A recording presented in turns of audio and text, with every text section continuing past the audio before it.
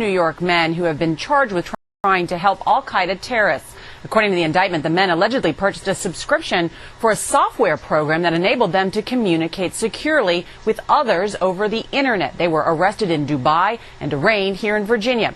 The charge carries a maximum sentence of 15 years in prison. Major recalls this morning as parents are being urged to stop using more than 40 over-the-counter children's medicines. Children's Tylenol, Tylenol Plus, Motrin, Zyrtec, and Benadryl are all being recalled. McNeil Consumer Healthcare issued the recall after some of the medications failed to meet quality standards and contained tiny particles.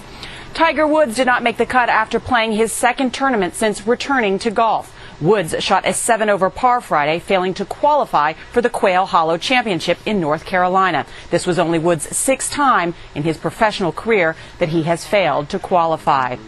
There is concern about the weather threatening one of this country's oldest and biggest sporting events. The Kentucky Derby is scheduled for later today at Churchill Downs, but also forecast is loads of rain.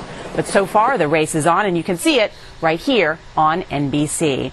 Finally, many oohs and ahs at New York's Bronx Zoo Friday, all because of these cuties. The lion cub triplets made their debut and born in January. They now weigh 25 pounds, but they still don't have names. So Amy and Lester, we got to come up with some suggestions for names for those cubs. Back to you guys. It took me 9 months to come up with each of my daughter's names, so I'm no good on that one. Exactly.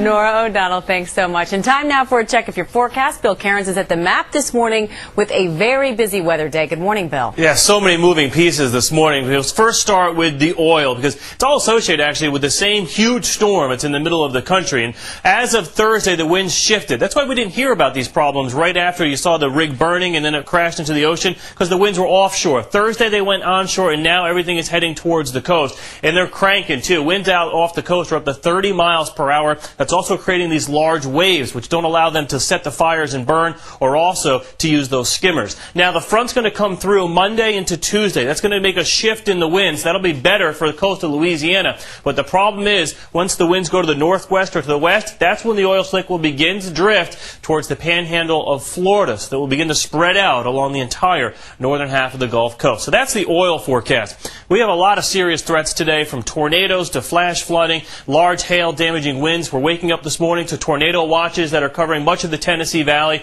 just outside of Arkansas, to Memphis, Tupelo, back up through the Nashville area. You're at risk this morning of bad storms. And then we're talking about the Kentucky Derby. We've had a lot of heavy rain this morning. The track will definitely be muddy no matter what happens later. So there's one round now. This will probably lighten up a little bit. Then we'll see another round of strong storms, possibly severe weather. And that does include the Louisville area later on this afternoon. A busy, very busy